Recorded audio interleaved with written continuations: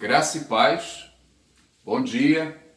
Hoje é dia 29 de março e estamos começando a nossa aula da escola dominical. Quero agradecer a Deus o privilégio, as ferramentas que Ele nos concede. Quero agradecer a você, a sua atenção, a sua permissão para que entre no seu lar, no seu trabalho, aonde você está, para juntos podermos estudar a palavra de Deus. Vamos orar? Senhor, obrigado por esta manhã. Obrigado, Senhor, pelas bênçãos que de tuas mãos temos recebido. Obrigado, Senhor, pelas ferramentas, ó Deus, da internet que o Senhor nos tem dado nesses dias de quarentena, nesses dias, Senhor, de dificuldade. Ó Deus, e eu quero rogar que o Senhor, primeiramente, abençoe o nosso país, abençoe as nossas autoridades, abençoe, Senhor, os profissionais que estão assistindo a nossa sociedade, médicos, bombeiros, policiais, militares. Ó Deus, nós queremos entregar, ó Deus, esses queridos em tuas mãos, os nossos irmãos que fazem parte, ó Deus, destes contingentes, que a tua graça seja sobre a vida de cada um deles, que eles sejam guardados, que eles sejam revestidos pelo teu poder, que a bênção do Senhor, ó Deus, esteja sobre essas vidas. Senhor, abre as nossas mentes, abra o nosso entendimento, leva-nos, ó Deus, aos pastos verdejantes, tem misericórdia de nós. Ó Deus, trabalha em nosso coração, faça, Deus, uma obra poderosa nas nossas vidas. Ouve a nossa oração, no nome de Jesus. Amém, Pai. Amém. Queridos, o tema que temos estudado em nossa escola dominical é revitalização da igreja. Nós ministramos uma aula na semana passada, e eu quero aconselhar você, caso você não tenha assistido esta primeira aula, que você acesse aí no canal, assista essa primeira aula primeiro, depois você assista a aula de hoje, porque há uma ordem, né, e uma progressão. Isso vai ajudar muito no seu entendimento. Revitalizar. O que significa a palavra revitalizar? Revitalizar significa revigorar, dar vida ou vigor, vitalizar mais uma vez. Revitalizar é uma palavra que não aparece na Bíblia. Nós vimos isso na semana passada. Mas existem outros termos correlatos: renovação, despertamento, revigoramento. São termos que nós encontramos na Bíblia Sagrada. Na aula passada, nós vimos o que é a revitalização, o caminho para a revitalização e as motivações corretas para a revitalização da igreja. Na aula de hoje, nós vamos estudar sobre o seguinte tema: pressupostos teológicos para a revitalização da igreja. Pode parecer assim um tema difícil, complexo, mas não há nada de difícil. O que significa a palavra pressuposto? Pressuposto é aquilo que você acredita ou julga por antecipação. São os parâmetros que nós tomamos em consideração antes de fazer alguma coisa. E todos nós temos os nossos pressupostos. Por exemplo, quando nós vamos fazer a limpeza da nossa casa, nós achamos que é sempre melhor começar por um determinado cômodo e terminar em outro cômodo. Isso é um pressuposto. Quando nós vamos a alguma outra cidade, nós vamos fazer uma viagem, nós procuramos ver qual é o melhor caminho, qual é o caminho mais rápido, ou qual é o caminho mais seguro. Se eu vou passar por alguma localidade depois das 22 horas, pode não ser seguro passar por ali, é melhor você fazer um caminho mais longo, mais seguro. Isso é o quê? Isso é um pressuposto. Então todos nós temos os nossos pressupostos. Na aula passada, eu usei aqui duas analogias para ilustrar o termo revitalização. E uma das analogias usadas foi a analogia da planta. Eu disse que eu gosto de planta e muitas vezes a planta ela precisa de um tratamento, ela precisa ser replantada, ela precisa ser adubada e depois deste processo ela toma um novo vigor. Vou compartilhar com vocês uma experiência que vivi. Aqui em casa, nós tivemos algumas plantas destruídas por formigas. E eu fui até uma loja e me indicaram um produto. E a minha esposa, conversando com um biólogo, amigo dela, companheiro de trabalho, ele chegou para ela e disse: não use esse produto.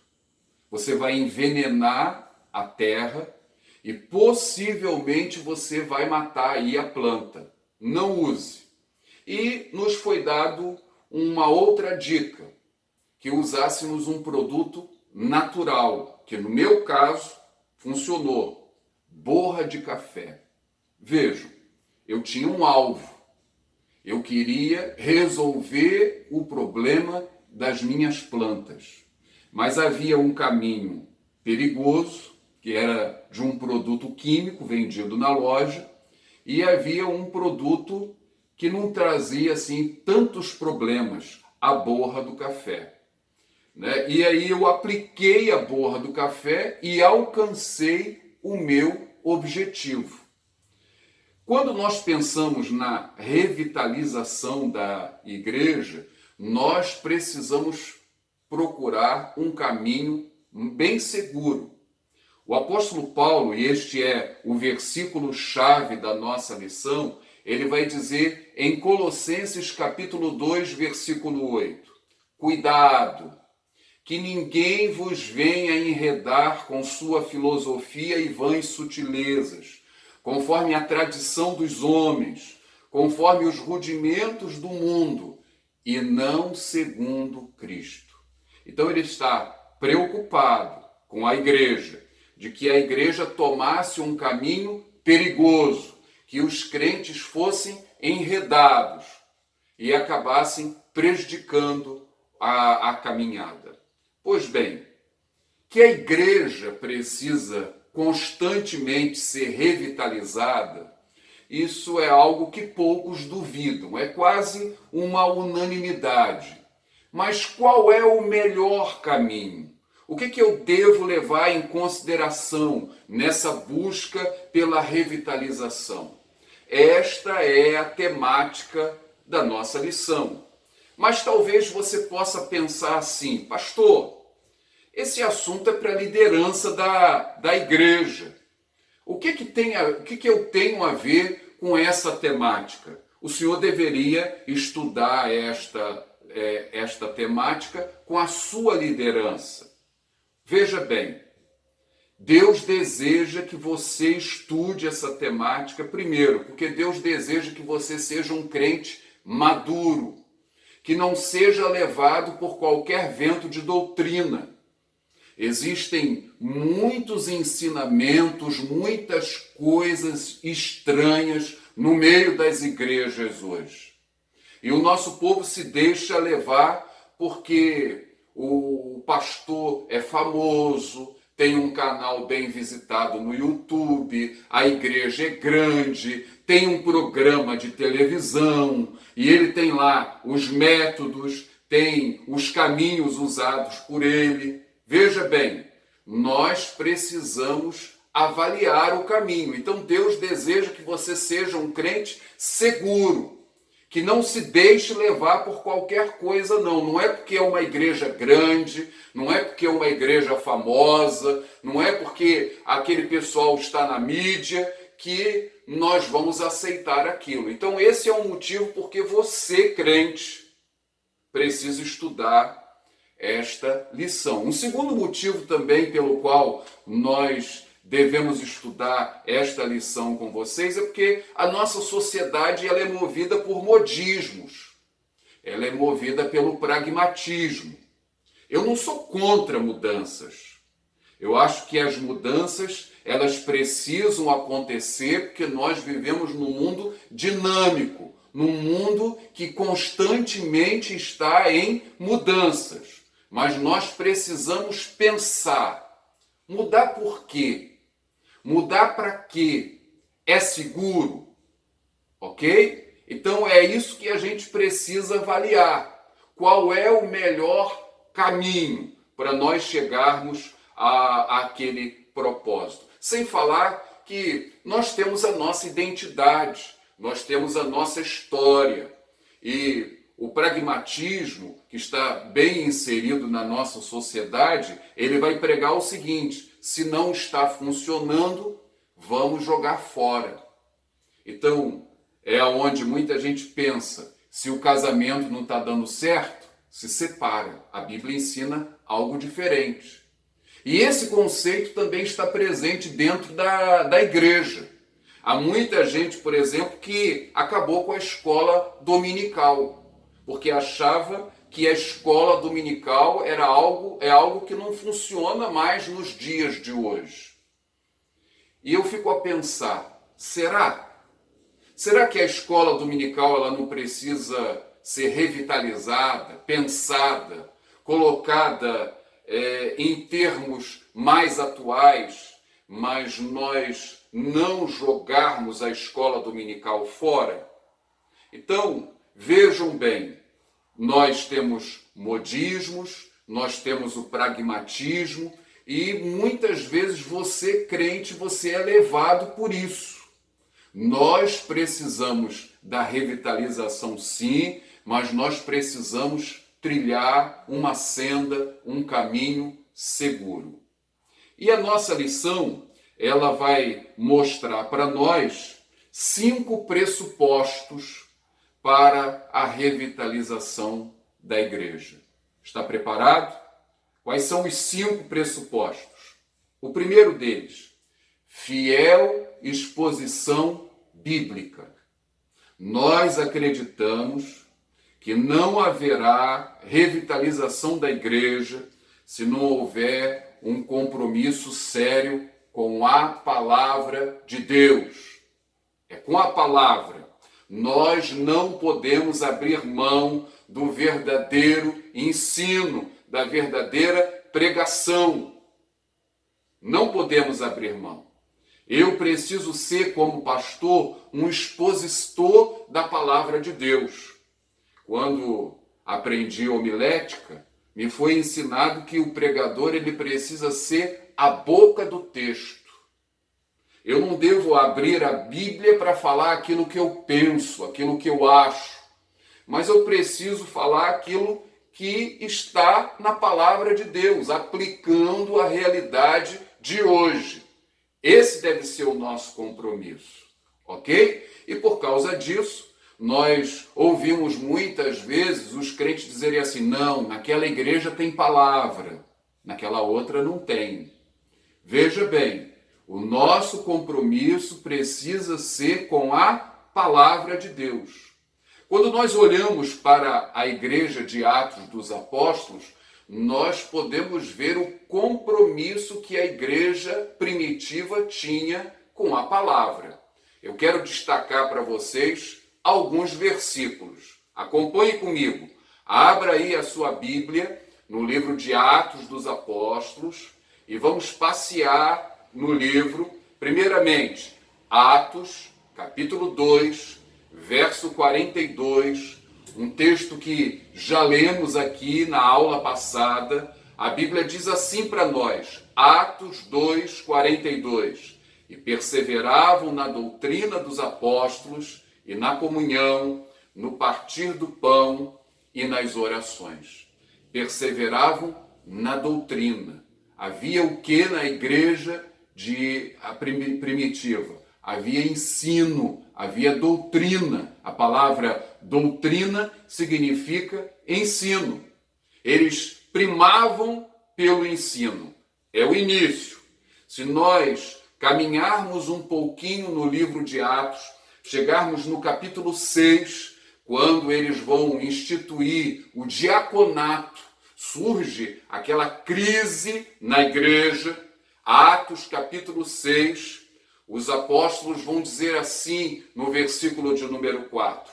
Atos 6, 4. Acompanhe comigo aí. E quanto a nós, nos consagraremos à oração e ao ministério da palavra. O compromisso dos apóstolos era com a oração e com o ministério da palavra. Olhem o versículo 7, abaixo aí, Atos capítulo 6, versículo 7. A palavra diz assim: crescia a palavra de Deus, e em Jerusalém se multiplicava o número de discípulos. Também muitíssimos sacerdotes obedeciam à fé. Como é que começa o versículo? Crescia a palavra de Deus. O foco estava na palavra. Vamos caminhar mais um pouquinho. No capítulo 12, no verso 24 de Atos. Atos 12, 24. A palavra diz assim: entretanto, a palavra do Senhor crescia e se multiplicava. Capítulo 19 de Atos, versículo 20. A Escritura vai dizer assim, Atos 19, 20. Assim, a palavra do Senhor crescia e prevalecia poderosamente. Viram quantas vezes é enfatizado aí a palavra? A igreja de Atos era uma igreja viva, porque havia aqui um compromisso com a palavra. E se nós queremos revitalização, se nós queremos o agir do Senhor, o povo precisa se voltar para a palavra. Vejam comigo a postura de alguns crentes, né? Um destaque que é feito em Atos. Abra aí a palavra em Atos 17, 11. A Bíblia vai falar para nós dos crentes bereanos. E como que os crentes bereanos, eles se portavam. Atos 17, 11, a Escritura diz: ora, estes de Bereia eram mais nobres que os de Tessalônica, pois receberam a palavra com toda avidez. Presta atenção agora, abre aspas, examinando as Escrituras todos os dias para ver se as coisas eram de fato assim. Ou seja, eles recebiam a palavra, havia o compromisso dos mestres com a palavra, mas os crentes também estavam comprometidos com a palavra. Eles procuravam examinar se de fato aquilo que estava sendo ensinado era correto. Então esse é o seu compromisso. Se nós queremos ver o agir do Senhor, precisa ver um compromisso com a palavra de Deus. A sala de aula, o púlpito, não é lugar para eu expor aquilo que eu acho, aquilo que eu penso. A sala de aula, o púlpito, é lugar para eu ser a boca de Deus.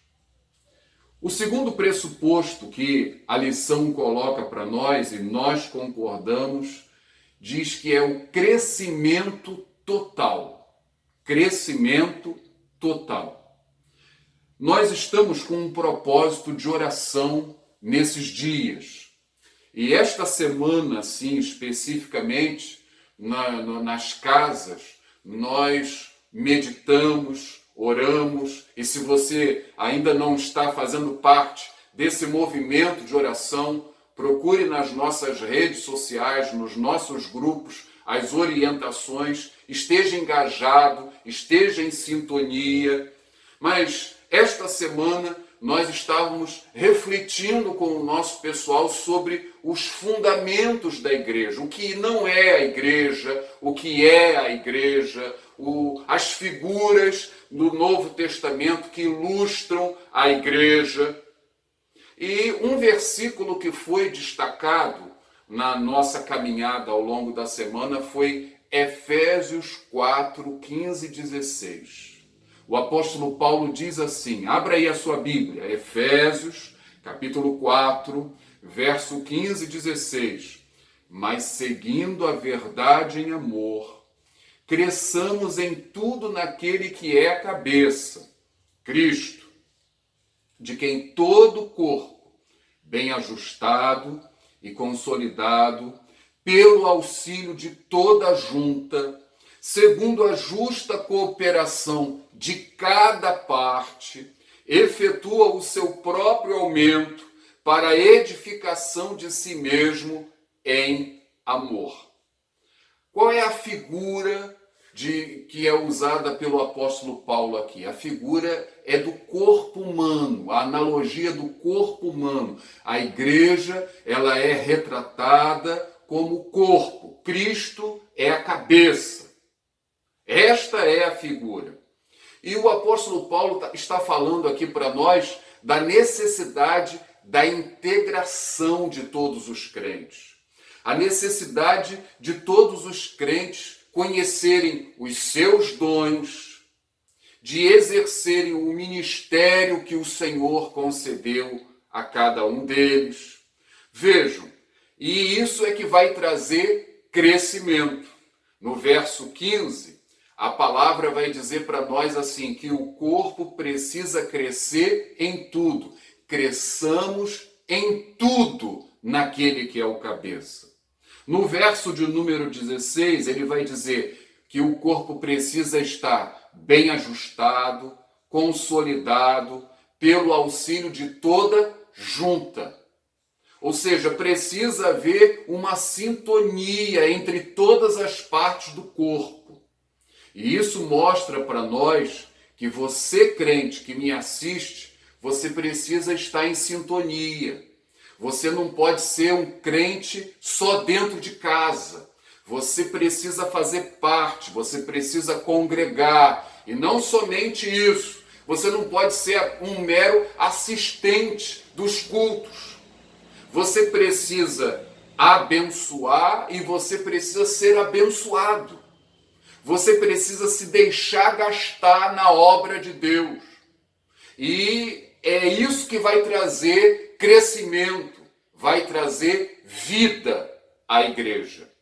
Há alguns anos atrás, eu participei de um seminário de liderança e foi apresentada uma estatística que a princípio me assustou, mas eu vi o quanto ela é verdadeira. E a estatística é a seguinte, que dos membros da igreja, apenas 10% são verdadeiramente envolvidos. Você é uma pessoa envolvida? Você é uma pessoa que veste a camisa? Você é uma pessoa que exerce os seus dons, os seus talentos? Você abençoa e está aberto para ser abençoado? Pergunte a você mesmo aí. Então, 10% só de toda a membresia da igreja. A estatística prossegue. 20% envolvem-se ocasionalmente, só em algumas ocasiões. E aí eu posso pensar, quando eu tenho uma cantata de Natal, que eu vejo aquele grupo bonito, tem gente que às vezes passa o ano todo e quando chega na hora do preparo da cantata, aí se envolve. Eu não estou dizendo que é para você não se envolver, não. Eu quero que você se envolva, mas eu quero que você se envolva mais. Às vezes nós vamos fazer a festa das nações, que na nossa igreja é organizada pela escola dominical, cada classe representa uma nação, e aí temos nossos alvos, temos nossas estratégias. Veja bem, É bonito a gente ver a igreja se empenhando, trabalhando, mas há muita gente que só se envolve na festa das nações. Deus deseja que você tenha um envolvimento maior. Temos aqui na nossa região a festa de Missões e do Abrigo, feriado de Corpus Christi.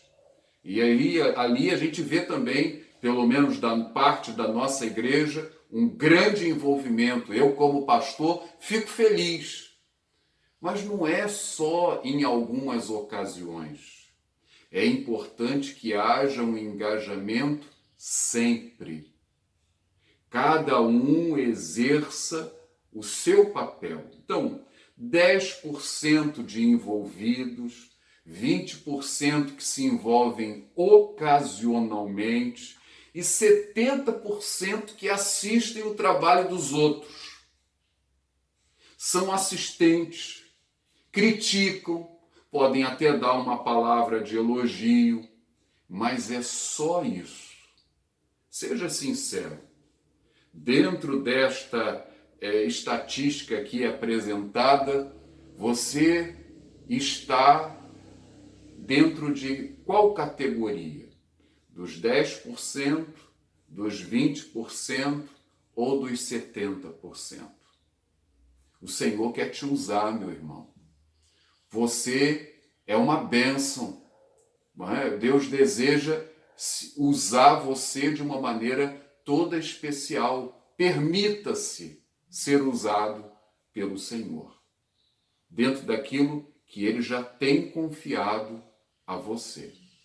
Então, este é o segundo pressuposto para que haja uma revitalização da igreja, crescimento total. O terceiro pressuposto é a revitalização e a espiritualidade. O que esse ponto da nossa lição deseja destacar? Que para que haja revitalização, é preciso que nós cuidemos da nossa santidade pessoal. E isso é algo também que a gente observa na igreja de Atos. Quando a gente lê lá em Atos, a gente vê o temor que havia no meio da igreja. O que é temor? Temor não é ter medo. Temor é você não querer desagradar a Deus, é você viver para o agrado do Senhor. Isso é ter temor. Pense naquela pessoa que você não quer, que você não pode desagradar de maneira alguma. Você tem essa pessoa na sua vida? Seja o que for, você paga o preço, você faz o que for, mas você não pode desagradar aquela pessoa. Você faz de tudo para agradar aquela pessoa. Pois bem, traga isso para a sua realidade no relacionamento seu com o Senhor. Isso é ter temor. E essa é a motivação correta para que nós possamos viver uma vida em santidade. Olha o que diz Atos capítulo 2, verso 43. Volta lá. Atos 2, 43. A palavra diz assim: em cada alma havia temor. Em cada alma havia temor. E muitos prodígios e sinais eram feitos por intermédio dos apóstolos. Havia temor, havia o mover do Senhor e, consequentemente, as maravilhas aconteciam no meio da igreja. Estão vendo aí a necessidade do temor. Quando nós continuamos na leitura de Atos dos Apóstolos, Atos capítulo 9, verso 31, abra lá, Atos 9, 31. A Bíblia vai dizer para nós assim, a igreja, na verdade, tinha paz por toda a Judéia, Galiléia e Samaria, edificando-se. Presta atenção agora. E caminhando no temor do Senhor. caminhando no temor do Senhor e no conforto do Espírito Santo, crescia em número. Estão vendo aí? A igreja toda, não eram alguns crentes, não era uma classe de crentes, mas era a igreja. É isso que vai servir como motivação para eu lutar contra a minha natureza pecaminosa, contra as ofertas que o diabo coloca diante de mim. Eu preciso lutar contra o pecado. E quando eu falo em pecado, pecado pode ser aquilo que eu faço. Pecado pode ser aquilo que eu deixo de fazer. Eu sei que Deus queria que eu fizesse, mas eu não fiz. Isso é pecado. Pecado pode ser aquilo que eu falo, os pecados da língua. E quero aqui destacar Efésios capítulo 4, a partir do verso 25, do 25 ao 30. No 30, o apóstolo Paulo vai dizer assim: e não entristeçais o Espírito de Deus, no qual fostes selados para o dia da redenção. Mas antes disso, ele vai falar da mentira, língua. Ele vai falar da ira, ele vai falar de palavras torpes. E da mesma forma que ele fala em entristecer o Espírito de Deus, ele vai usar uma expressão aqui muito interessante, que é dar lugar, dar legitimidade ao diabo. Vejam, tudo isso passa pela nossa língua. Às vezes, quando a gente pensa em pecado, a gente só pensa em adultério, matar uma pessoa, homicídio. Mas nós não cuidamos do nosso falar.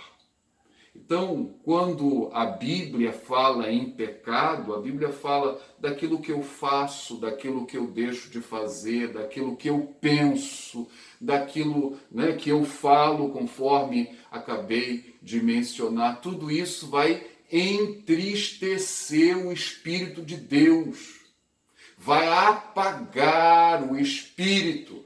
É a linguagem usada por Paulo lá em 1 Tessalonicenses. Há dias atrás, eu ministrei um estudo na igreja sobre disciplina. E eu mostrei para a igreja que a palavra disciplina, e quando a gente fala em disciplina, a gente acha estranho, é uma coisa que soa mal para nós. Mas a palavra disciplina tem a mesma raiz da palavra discipulado. A missão da igreja é fazer discípulos. E o caminho são as disciplinas. O apóstolo Paulo, ele vai falar da graça de Deus escrevendo a Tito. Abra aí a sua Bíblia, Tito, capítulo 2, verso 11 e 12. E ele vai dizer assim, porquanto a graça de Deus se manifestou Salvador a todos os homens. Glória a Deus, ela se manifestou a mim, ela tem se manifestado a você, mas o texto vai falar dos propósitos. Olha o versículo 12, Tito 2,12. Educando-nos. O Senhor deseja nos educar. Para quê? Renegadas a impiedade e as paixões mundanas. A graça de Deus, ela me educa para que eu possa renegar as paixões mundanas e a impiedade. A graça de Deus, ela me capacita a viver no presente século como Deus deseja que eu viva e que você viva, de modo sensato, justo e piedoso. É que o texto vai dizer. Porquanto a graça de Deus se manifestou Salvador a todos os homens, educando-nos para que, renegadas a impiedade e as paixões mundanas, vivamos no presente século sensata, justa e piedosamente. Viram aí? Quero destacar um outro texto da palavra, 2 Timóteo 3,16, quando vai falar da Bíblia. Quais são os propósitos da Bíblia? E Paulo vai dizer assim: toda a Escritura é inspirada por Deus e útil para o ensino, para a repreensão, para a correção, para a educação na justiça. Então eu preciso de correção, eu preciso de repreensão, eu preciso de ensino.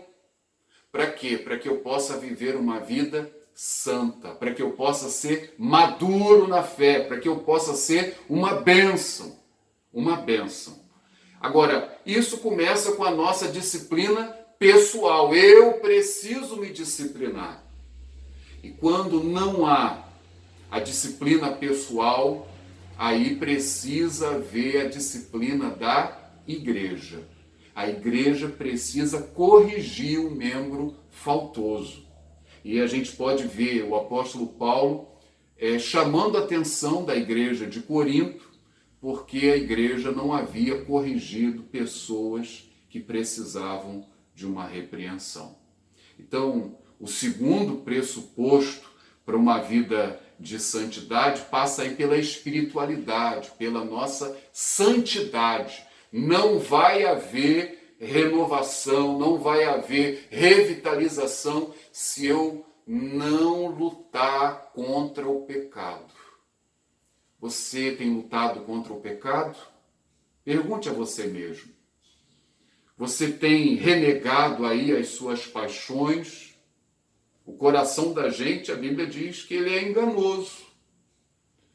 Nós temos uma natureza pecaminosa dentro de nós. Então, há uma luta dentro do crente, é luta mesmo. Mas eu tenho que dizer, não, eu preciso dar lugar ao Senhor na minha vida. Então, este é o terceiro pressuposto para que haja a revitalização da igreja. Em quarto lugar, o quarto pressuposto, a lição destaca para nós a revitalização do líder. Do líder. Ninguém pode ensinar uma outra pessoa como seguir o Mestre Jesus se ele mesmo não estiver seguindo o Senhor. Ninguém pode fazer discípulos a não ser que ele próprio seja um discípulo. Quero ler para vocês a citação de um autor, Wesley Duewel. E essa citação está num livro intitulado Em Chamas para Deus, na minha edição, página 201. E ele diz o seguinte, abre aspas, a igreja local é construída ou destruída pelos seus líderes. O povo, em geral, imita o seu líder. Só os líderes que oram têm seus seguidores que oram. Um líder piedoso, dinâmico, que ora é um dom de Deus para o povo. Um líder fraco e descuidado na vida devocional é, em geral, um impedimento para Deus e para o povo. Pesado, né? Mas é a pura realidade. E foi isso que o apóstolo Paulo quis enfatizar quando escreveu para Timóteo, 1 Timóteo 4,16. Tem cuidado de ti mesmo e da doutrina. Tem cuidado. O líder precisa, primeiramente, cuidar de si, se abastecer, para depois ele poder alimentar o rebanho. A caminhada de um líder na igreja é uma caminhada pesada, as lutas são grandes, lutas espirituais. E eu preciso me abastecer, eu preciso buscar a face do Senhor. Você, líder que me assiste, você precisa dar prioridade aí a esse abastecimento. Senão, a gente não vai alcançar o propósito. E você que não é líder, ore pelos seus líderes, ore pelo seu líder de ministério, de departamento, dê uma palavra de incentivo, ajude, seja companheiro, coloque-se à disposição. Lembre-se, meu amado, de que Moisés, na hora da guerra ali contra os amalequitas, o Senhor pediu que ele orasse. Josué estava no meio da peleja. Os seus braços precisaram ser sustentados por Arão e Hur. Então é muito importante que nessa caminhada para a revitalização, você incentive o seu líder, que você não fale bobagem, que você seja criterioso, que você saiba fazer a sua crítica. A crítica é boa, ela é bem-vinda, mas você não pode dar uma palavra para derrubar o seu líder, o seu presidente. Não faça isso. O líder precisa buscar, ele precisa se cuidar, e você, crente, precisa honrar o seu líder. E em último lugar, o quinto e último pressuposto para que a igreja ela possa ser revitalizada. Um trabalho do Espírito. A nossa dependência é toda do Espírito Santo. A igreja ela pode se utilizar de métodos, mas não são os métodos que vão revitalizar a igreja. Os métodos podem se encaixar em uma igreja, podem não se encaixar em outra. Os métodos podem ser úteis num determinado período da história e depois eles podem caducar e não servirem mais, precisam ser repensados. São métodos. O que nós precisamos é do agir poderoso do Espírito Santo de Deus. E aí eu fico a pensar lá em Ezequiel, capítulo 37, versículo 9, quando o Senhor diz assim, diz ao profeta, e então ele me disse, Ezequiel 37, 9, então ele me disse, profetiza ao Espírito, profetiza ao Filho do Homem, e diz-lhe, assim diz o Senhor Deus, vem dos quatro ventos, ó Espírito, e assopra sobre esses mortos para que vivam. Olha aí, a súplica do profeta. Espírito, sopra sobre esses mortos para que eles vivam. É o Espírito Santo que vai trazer vida. É o Espírito Santo que vai trazer vigor. É o Espírito Santo que nós precisamos nos render. É o Espírito Santo que nós precisamos obedecer. Ele fala conosco, ele nos dá a direção. É ele quem nos guia em todas as coisas. E é ele quem vai levantar a igreja. A obra é toda dele. É toda dele. 1 aos Coríntios, capítulo 3, verso 6, o apóstolo Paulo está dando um puxão de orelha na igreja de Corinto por causa das divisões, mas ele vai dizer assim para a igreja, eu plantei, Apolo regou, mas o crescimento veio de Deus. Nós somos apenas ferramentas, mas quem vai fazer a obra é o Espírito Santo. O Jesus Cristo, lá em João 15, 5, ali na analogia da videira, quando ele diz, eu sou a videira, vós os ramos, quem permanece em mim e eu nele, esse dá muito fruto. O que ele vai dizer no final? Porque sem mim nada podeis fazer. Nós precisamos estar ligados à videira. A seiva do Senhor precisa passar por nós, para que nós venhamos a frutificar. E ele vai dizer que sem ele, nada nós podemos fazer. E aqui eu vou fechando a palavra, dizendo, que o Senhor é o maior interessado em revitalizar a sua igreja. Ele é o maior interessado. A lição de hoje fala para nós dos nossos pressupostos, da base, para que possa acontecer a revitalização. Queridos, há muitos modismos, há muitas receitas mostrando um jeito de fazer, mas são modismos. Modismo é algo exterior, é estético. O Senhor não quer mudar só a estética. O Senhor, ele quer mudar a essência. Ele quer comunicar vida à sua igreja. Ele quer comunicar vida a mim e a você. Nós vivemos numa cultura marcada pelo pragmatismo, onde simplesmente, se achamos que não serve, nós jogamos fora. Mas nós podemos ver na palavra que revitalização, que avivamento é uma volta à simplicidade, a simplicidade perdida.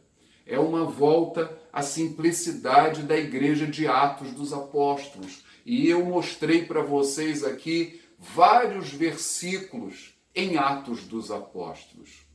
É um compromisso com a palavra, é um engajamento total dos crentes como corpo de Cristo, vida de santidade, liderança saudável e uma completa rendição ao Espírito de Deus. Converse com seus familiares sobre isso. Dobrem agora os joelhos, orem. Orem pela nossa igreja local, orem pela igreja brasileira, orem pela igreja no mundo.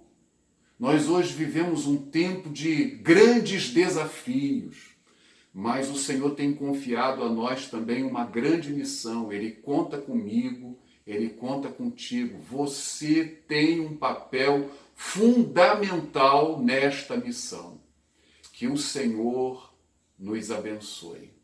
Vamos orar? Feche seus olhos, ore comigo e vamos agora levantar mais uma vez um clamor em favor da sua igreja. Senhor, eu quero te agradecer mais uma vez pela tua palavra. Eu quero te agradecer mais uma vez porque ela nos mostra o caminho a ser seguido. E eu quero rogar ao Senhor, trabalha na minha vida, trabalha na vida deste irmão, desta irmã que nos assiste. Trabalha, Senhor, no meio da nossa igreja local em Campo Redondo.